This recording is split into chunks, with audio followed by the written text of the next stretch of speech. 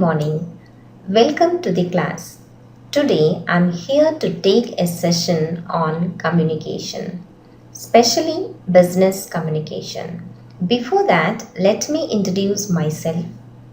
I am Vijay Lakshmi, having 7 years of work experience in education industry and 2 years of IT experience in Java technology. Presently, I am working with IRS, teaching IT subjects and soft skills sessions. Coming to today's program, it's a soft skills session on communication. It's not an academic subject, it's a general awareness program on communication. Here we'll see few topics about communications like what is communication, meaning and definition of communication, what is communication process, and principles of communications, that is overall knowing the importance of communication. What is communication? Communication is a Latin word called as communis, that is common thing to share between two parties. Communication establishes a common ground of understanding through exchange of information, where a person can exchange an information with the another person, not only transmitting the information but also understanding of that information is being achieved by a platform created by communication. So, communication establishes a common ground of understanding through exchange of information. It includes two parties, sender and receiver, where it might be from person to person or person to group communication. We require at least two parties involved in communication. Communication is a process of transferring information from a sender to a receiver with the use of a medium in which the communicated information is understood by both the sender and receiver. In common terms, we can tell communication is an activity of conveying information through exchange of thoughts, exchange of messages. Information by speech or by signaling or writing an email, or we can just communicate with our behavior, that is body language. It is the meaningful exchange of information between two or group of people. Communication is complete and effective when complete understanding of the information is done by the receiver, where the receiver should get the complete understanding of the information transmitted by the sender. Here we can see two important elements, one is sender and the other is receiver, where sender is transmitting a message to the receiver. Communication is establishing a platform for us to transmit the message from the sender to the receiver. Coming to definition of communication. In short, we can tell communication is the summation of several things like telling, listening, and understanding. We are talking with our mouth, listening through the ears, understanding with our mind.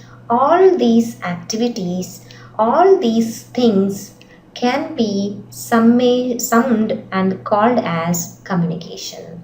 So, communication is summation of several things like telling, listening, and understanding. The other definition can be like transfer of information from one person to another. In single statement, we can tell communication as transfer of information. We can even define communication as exchange of ideas, opinions, or emotions by two or more people.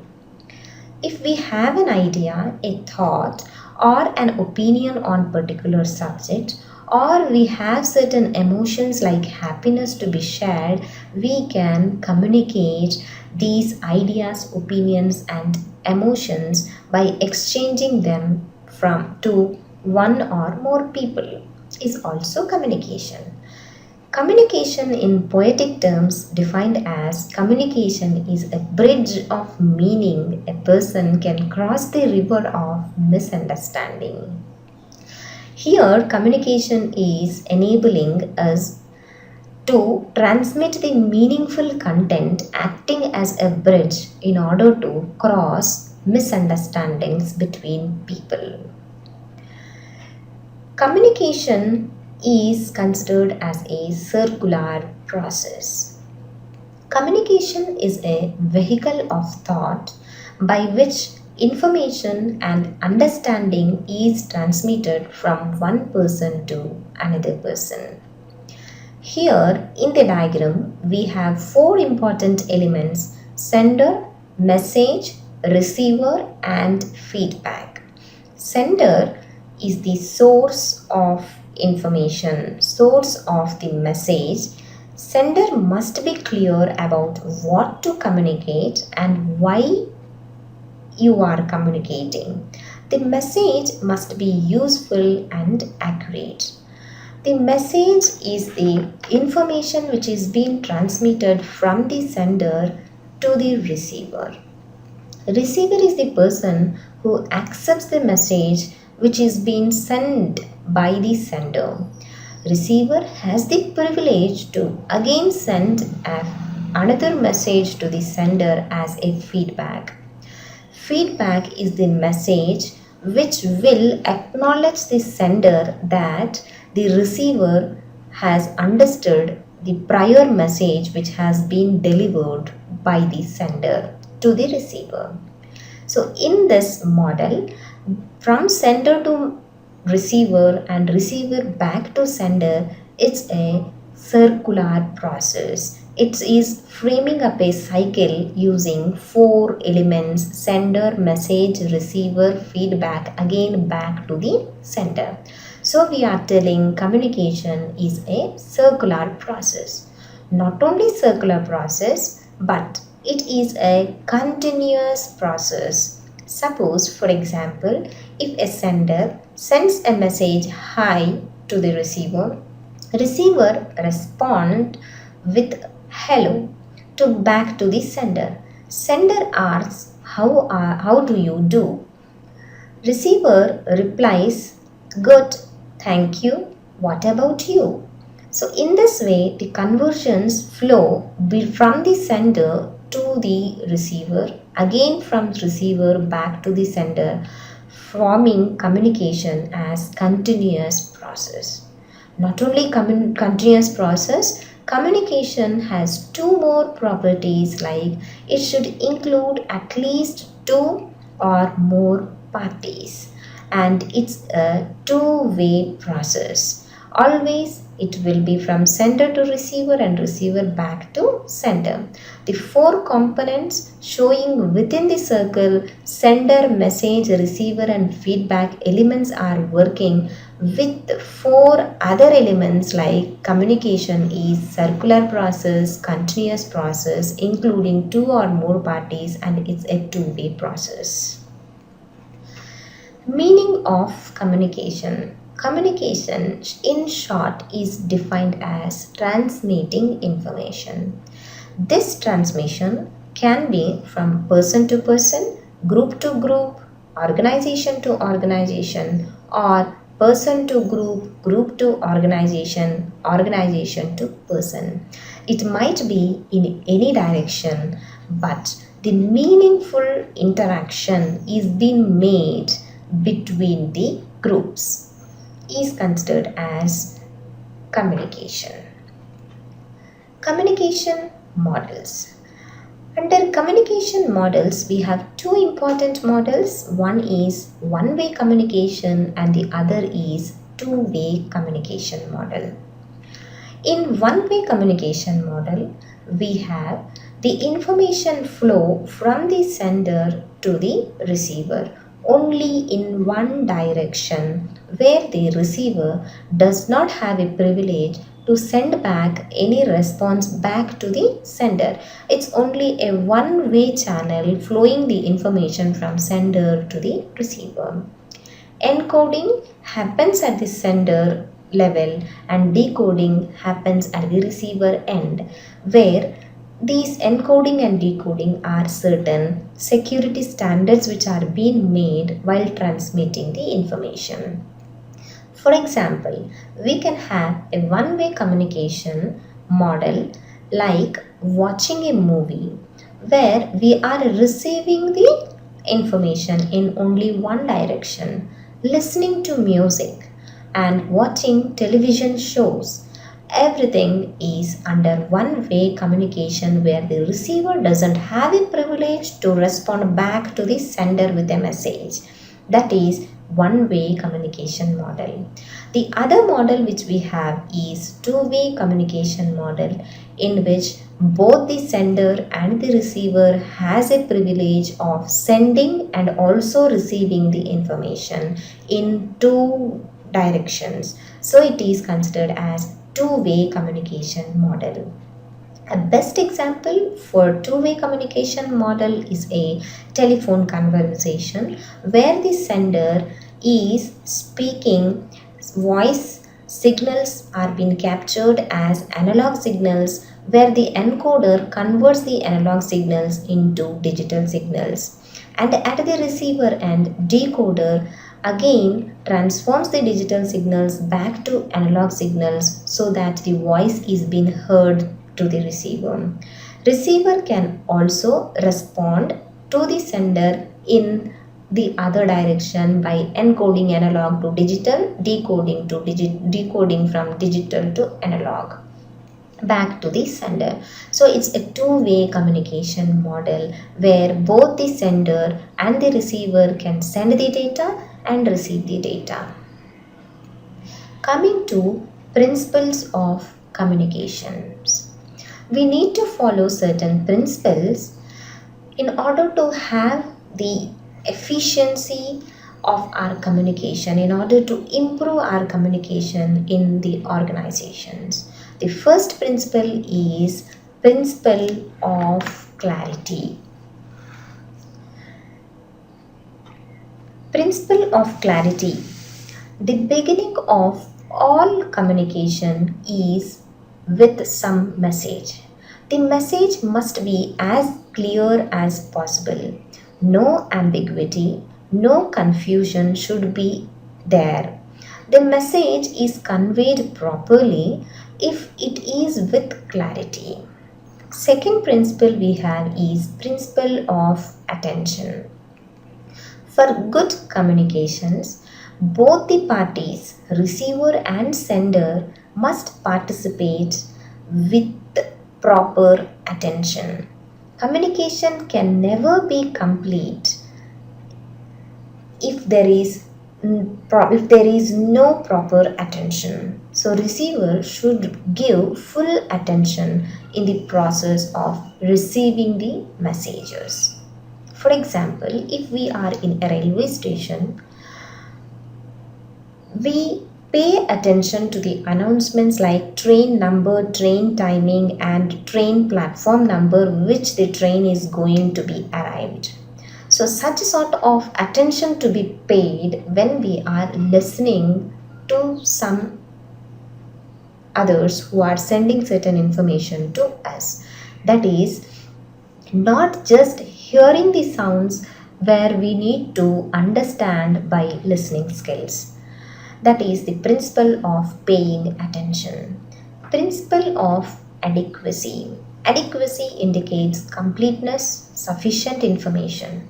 The message to be communicated must be adequate, sufficient, and complete. Otherwise, it will be misunderstood by the receiver. For example, doctor should have a complete case study of the patient in order to carry out the treatment. The next principle is principle of time. The data and information must be communicated at right time to make it reliable and suitable to the present condition. Messages received after a time bound is of waste for the receiver. For example, floods are likely to occur in certain area. So there should be an alert message transmitted to the low lying areas beforehand so that we can save lives and properties due to floods. So the information which is being delayed, the alert message of floods is being delayed, then the purpose of intimating will be lost. For example, if I get an wedding invitation by post today and opening the wedding invitation and looking at the date of wedding is yesterday, that indicates that invitation has reached a sufficient delayed amount of time so that I cannot attend that wedding function. Indicates the purpose of inviting me is lost if there is no timely communication. So, importance of time in communication, right time is very important. Principle of feedback. Planning and policies are communicated from top to bottom level management and suggestions and complaints from bottom to top level management. This type of communication is called two-way communications. There is a feedback in two-way communication. By feedback, the sender know reaction of the receiver and have a chance of correction the action made by the sender. Feedback provides an opportunity for suggestions and criticisms. For example, a manager asks the subordinate to complete the task in 5 days. The subordinate sends a feedback where the task can only be accomplished after 8 days. Then the manager, due to the feedback sent by the subordinate, can change his plan of action. Next principle we have principle of communication network. Network is maintained among group of people as a team. One team communicates with the other team according to the work they carry out. Deliver the right messages to each team is done when they have effective communication network. For example, a large enterprise manufacturing certain products and transportation of those products happen by transportation department. Marketing and sales department has the functionality of giving the sales. Marketing and sales department carry out sales of those products and finance department take care of financial issues. So all these departments, manufacturing, transportation, marketing and sales and finance department should work in coordination as a larger network for the smooth functioning, which is possible when they have good communication network among the departments. The other principle is principle of informality. Informal groups can be made in an organization and can be conveyed certain important messages. A separate talk with an individual member is an informal way of communication. We can have a separate talk with an employee where asking to enhance his skills to meet the level of competency is an informal way of communicating the message. Next principle we have as principle of consistency. The message to be communicated should be consistent with plans, policies, programs, and goals of the enterprise. The message should not be conflicting with the previous messages. It should not create any confusion. Message 1 send, again message 2 is been sent. Message 1 should not conflict with message 2. There should be consistency maintained among the information transmitted. The other principle is principle of integrity. Messages and information must be integrated to develop sincerity of the employees. Good way of guiding employees bring sincerity in employees achieved by communication. These are the set of principles, basic principles needed to be followed in any organization in our day-to-day activities. Principle of clarity, principle of attention, principle of adequacy, principle of time, principle of feedback, principle of communication network, principle of informality, principle of consistency, principle of integrity. Moving on to the percentages of communications, where we have two categories of communication. One is verbal communication and non-verbal communication. With words is verbal communication, without words is non-verbal communication. In entire 100% of communication, the verbal communication is only 7%, where we use words and messages and informations orally or by speech or writing to the other person, where leftover 93% is non-verbal communication, which impacts a lot. Divided into two sections, 38% is of our voice tones and the confidence level while we are uttering the words and spelling out. 55% is the body language, which implies the impact upon the audience, how the information is being communicated. Coming to business communications, we have few features to be taken care of in order to have a smooth functioning of managerial activities achieved by business communication. First and foremost is smooth interaction.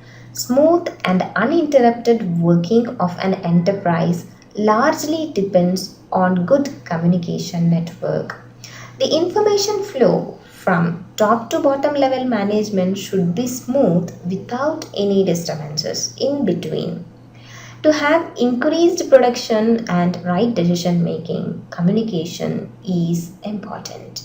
So, communication is basic to any organization from the existence, from its birth through its life. The second feature is basis of managerial functions. Managerial functions like planning, controlling, coordinating, motivating cannot be discharged without communication, as management is the art of ensuring targets are achieved in collaboration with people working together as per the instructions. This collaboration is achieved by communication. The next feature is planning. Planning is required. What information is needed to be communicated, to whom it is to be communicated, whether the purpose of communication is achieved or not is to be checked out.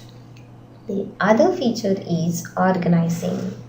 Modern complex organizations are large, consisting of numerous employees working towards accomplishing common goals.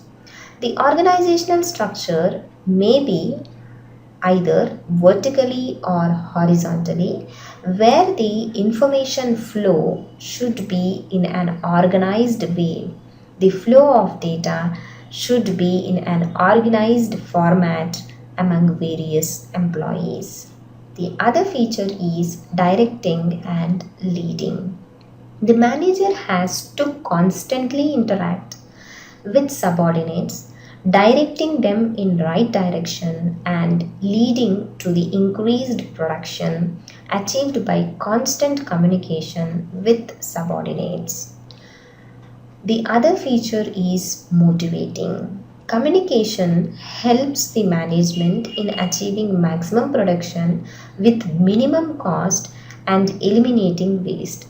It is through communication that the workers can be well informed about the process of production, new methods of production, giving training, encouraging them, motivating them in order to accomplish the tasks of a firm. The other feature is coordinating and controlling. Coordinating is viewed as a necessity among groups.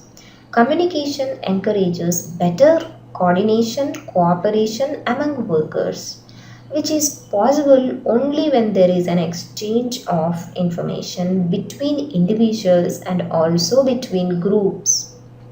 The flow of communication can be smooth, cooperative, and with confidence promotes controlling the employees.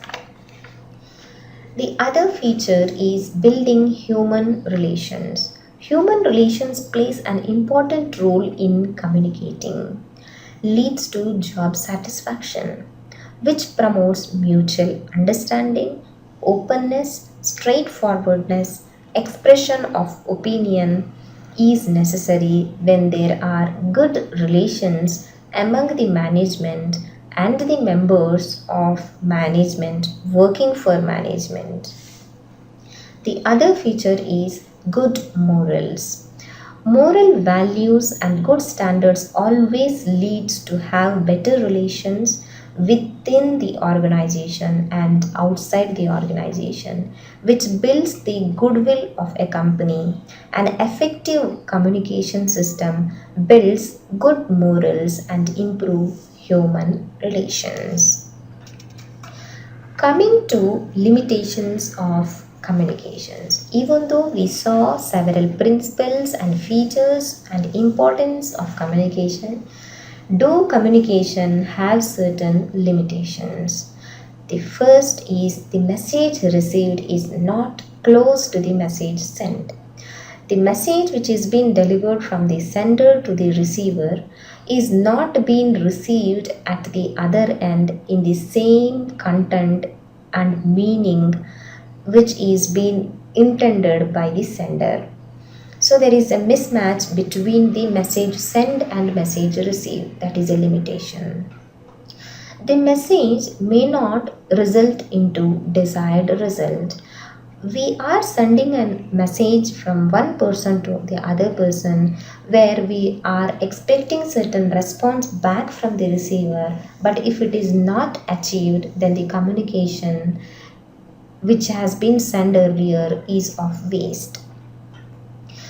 When communication creates confusion, usually communication should break down all the misunderstandings, but through communication, if it creates confusion, then it is a limitation, drawback.